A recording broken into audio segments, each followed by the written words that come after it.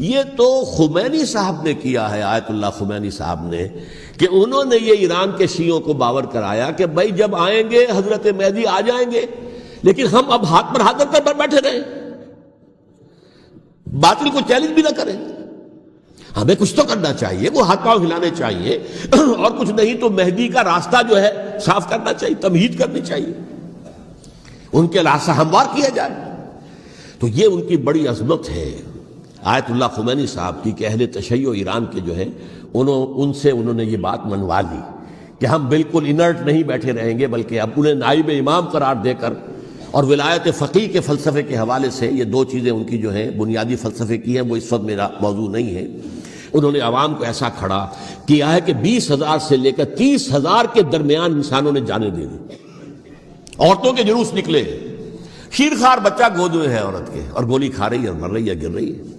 آپ سوچئے زندگی کتنی عزیز ہوتی ہے، اور شیرخوار بچے کے لیے ماں کی جو زندگی ہے، اس ماں کو اپنی زندگی کتنی عزیز تر ہوگی کہ اپنے لیے نہیں تو اس بچے کے لیے مجھے جینا ہے، لیکن نہیں، گولیاں کھائیں اور گری۔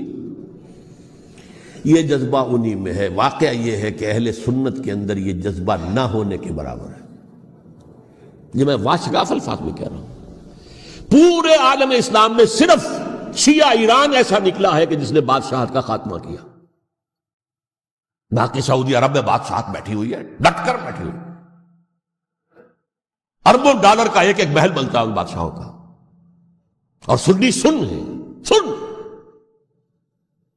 کوئی حرکت نہیں۔ وہ تو اب جو حرکت ہو رہی ہے وہ اینٹی امریکن حرکت ہے جو ہو رہی ہے، وہ در حقیقت وہ مسئلہ بالکل دوسرا ہے جو اس وقت ہو رہا ہے، لیکن یہ کہ عالم اسلام میں کوئی تحریک ایسے نہیں اٹھی۔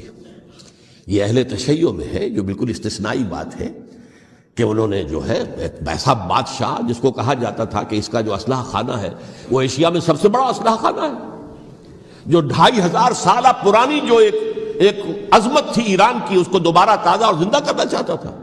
2500 سالہ برسی اس نے منائی تھی، اس کے لیے ایک شہر آباد کیا تھا کہ خسرو یا سائرس یا ذوالقرنین قرآن مجید کی اصطلاح میں اس کی یادگار بنائی تھی، اور وہ سوچ رہا تھا کہ وہی عظمت دوبارہ ایران کی ہوگی جو کہ خسرو کے زمانے میں تھی، جس کا قرآن مجید میں سورہ کہف کے اندر ذکر ہے، مشرقی فتوحات، مغربی فتوحات، شمالی فتوحات۔ تو وہ بادشاہ ہے، اس کو بھاگنا پڑا ہوا قربانی کی وجہ سے۔ تو یہ جو ہے واقعہ کربلا نے، اس میں کوئی شک نہیں ہے کہ ایک ایسی مشعل روشن کی ہے جس کو کہ ہر شخص کو دیکھنا چاہیے۔ یہ بھی انسان، جیسے کہ اقبال نے ایک شعر کہا تھا غالب کے لیے، فکر انسان پر تیری ہستی سے یہ روشن ہوا ہے، پرے مرغ تخیل کی رسائی تاک ہو جا۔ تو فکر انسان پر حضرت حسین کی قربانی سے یہ واضح ہوا ہے کہ انسان کس حد تک جا سکتا ہے قربانی دینے کے لیے اپنے کسی مقصد کے لیے۔ مقصد ان کا جو تھا، میں نے اسی لیے آیت پڑھی تھی، معاذ اللہ ثم معاذ اللہ۔ میں ایک آخری بات جو کہہ رہا ہوں وہ نوٹ کر لیجئے، ایک خاص انتہائی نقطۂ نظر کے عام کیے جانے کی وجہ سے سنیوں میں بھی ایک انتہائی رد عمل پیدا ہوا ہے، ایکسٹریم رائٹسٹ سنیز۔ اگر ایک طرف سے حملہ کیا گیا ہے حضرت عثمان کی نیت پر، ان کو خیانت کا الزام لگایا گیا، ان پر اقربا پروری کا الزام لگایا گیا، حضرت ابو موسیٰ شریف پر خیانت اور غداری کا الزام لگایا گیا، یہ ساری چیزیں اگر صحابہ کرام کے اوپر ہوئی ہیں، امیر معاویہ پر، امیر اور عمرو بن العاص پر، تو جواب میں کچھ لوگ کھڑے ہو گئے، حضرت علی وہ اقتدار کے طالب تھے، معاذ اللہ ثم معاذ اللہ ثم معاذ اللہ۔ یہ اہل سنت کا موقف نہیں ہے۔ حضرت حسین اقتدار کے طالب تھے، ہرگز نہیں، ہرگز نہیں، ہرگز نہیں۔ وہی اصول جو میں نے بتایا تھا سب کے لیے لاگو رہے گا، وہ امیر معاویہ کے لیے ہے تو حضرت علی کے لیے بھی ہے، حضرت حسین کے لیے بھی ہے۔ یہ نیک نیت ہے، آپ ان کی کسی رائے سے اختلاف کر سکتے ہیں لیکن ان کی نیت پر حملہ نہیں کریں گے۔ نیت پر حملہ کریں گے آپ کا ایمان بالرسالت جو ہے وہ مجروح ہو جاتا ہے۔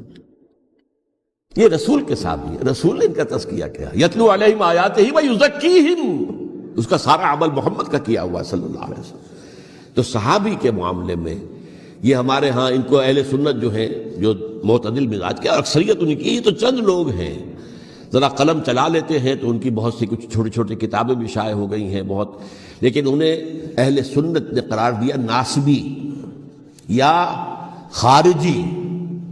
جیسے خوارج نے کہا تھا حضرت علی بھی کافر ہیں اور حضرت ابی معاویہ بھی کافر ہیں، حضرت عمرو بن العاص بھی کافر ہیں، معاذ اللہ ثم معاذ اللہ۔ ایسے ہی کچھ لوگ حضرت حسین پر بھی الزام لگاتے ہیں کہ اقتدار کی ہوس اور طلب کے اندر انہوں نے یہ سارا سفر کیا تھا، اور بس یہ ہے کہ وہ جو بازی تھی وہ ہار گئے۔ اللہ اللہ خیر صلی اللہ، اس سے آگے کیا ہے معاملہ؟ نہیں، معاذ اللہ ثم معاذ اللہ۔ اسی لیے میں نے آیت آج جو پڑھی تھی ایک اور جو بہت بظاہر آپ کو معلوم ہوئی ہوگی، غیر متعلق ہے میرے آج کے عنوان سے، تلک الدار الآخرۃ نجعلھا للذین لا یریدون علوا فی الارض ولا فسادا۔ یہ سورہ قصص کے آخری آیات میں سے، دیکھو یہ آخرت کا گھر جو ہے وہ ہم خاص کر دیں گے ان لوگوں کے لیے جو اس زمین میں اپنے اقتدار کے طالب نہیں ہوتے۔ زمین میں اقتدار کے طالب ہوگے فساد ہو جائے گا، تم بھی طالب میں بھی طالب، جھگڑا ہوگا، لڑائی ہوگی، دنگا ہوگا، فساد ہوگا۔ تلک الدار الآخرۃ نجعلھا للذین لا یریدون علوا فی الارض ولا فسادا۔ جو لوگ زمین میں اپنے اقتدار کے طالب اور اس کے نتیجے میں فساد پیدا کرنے والے نہیں ہیں، ان کے لیے ہم نے آخرت کا گھر خاص کیا ہے۔ والعاقبۃ للمتقین، اور عاقبت جو ہے، انجام کار، آخرت جو ہے وہ تو متقیوں کے لیے ہے۔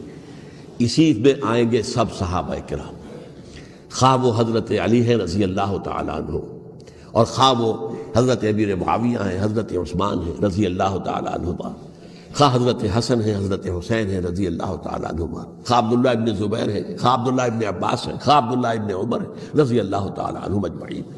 اس اصول کو سامنے رکھ کر اختلاف آپ کر سکتے ہیں کسی سے بھی، لیکن کسی کی نیت پر حملہ کریں گے تو اصل میں آپ کا ایمان بالرسالت مجروح ہو جائے گا۔ علی کو نبی اکرم صلی اللہ علیہ وسلم نے اپنا نائب بنا کر چھوڑا تھا جب غزوہ تبوک میں جا رہے تھے مدینے میں۔ حضرت علی نے کہا بھی کہ مجھے آپ عورتوں کے ساتھ بٹھا کے جا رہے ہیں۔ فرمایا تمہارا مقام میرے ساتھ وہی ہے جو موسیٰ کے ساتھ ہارون کا تھا۔ ہارون کو چھوڑ کر گئے تھے نا یہودیوں کے پاس جب گئے تھے تورات لینے کے لیے، تو تمہارا وہی مقام ہے میرے ساتھ۔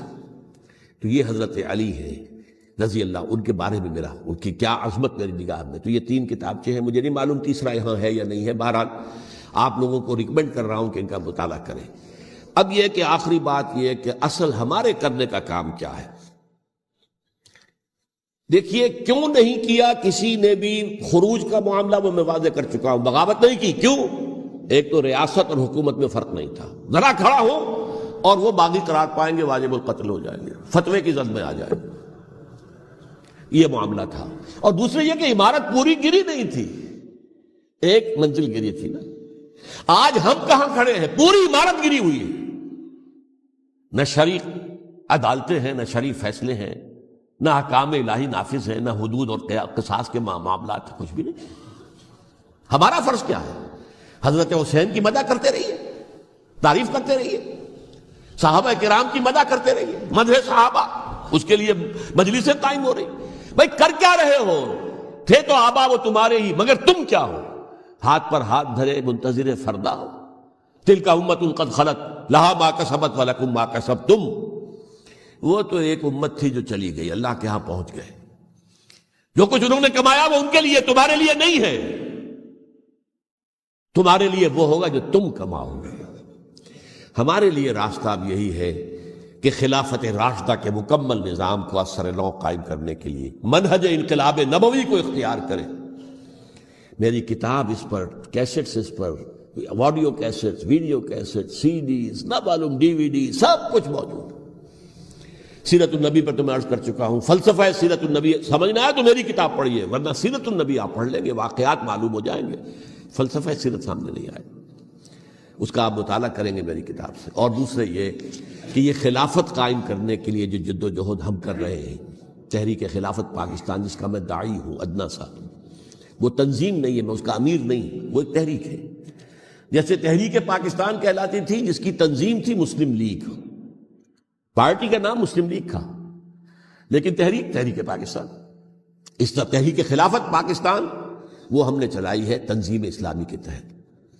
یہ خلافت جب پہلی چلی تھی آج سے 84 سال قبل، نومبر 1921 میں خالد دینا ہال میں وہ مقدمہ چلا تھا، جس کے نتیجے میں بڑے بڑے جو لیڈر تھے ہمارے، مولانا محمد علی جوہر اور مولانا حسین مدنی اور مولانا ابوالکلام آزاد، ان سب کو 2 سال کی قید کی سزا سنائی گئی تھی۔ بغاوت، مقدمہ بغاوت، یہ خالق دینا ہوتا ہے۔ اسی میں سن 91 یا 92 میں نے 3 دن تقریریں کی تھیں، جن میں آج سے پھر میں 3 تقریریں کرنے والا ہوں، ایک آج شام کو، ایک کل شام کو رات 9 بجے، آج بھی کل بھی، ایک پرسوں اتوار کی صبح کو 10 بجے ہے کیا 11 بجے۔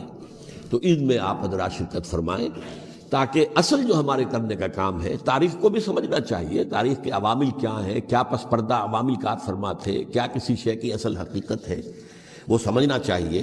لیکن یہ ہے کہ اس اعتبار سے میں نے جب یہ لفظ استعمال کیا تھا اس مذاکرے میں، لپ سروس، کہ یہ ہم صرف لپ سروس کرتے رہے، مدح کے بیان کرتے رہے، منقبت بیان کرتے رہے، حضور کی نعتیں کہتے رہے، اس سے تو بات نہیں بنے گی جب تک کہ وہ فرض منصبی شہادت علی الناس کا جو ہمارے ذمے ہے بحیثیت امت محمد صلی اللہ علیہ وسلم اس کو ادا نہ کرے۔ مجھے خوشی ہے کہ اس کی بھی تائید دونوں حضرات نے کی، ہاں یہ لپ سروس کا معاملہ ہے۔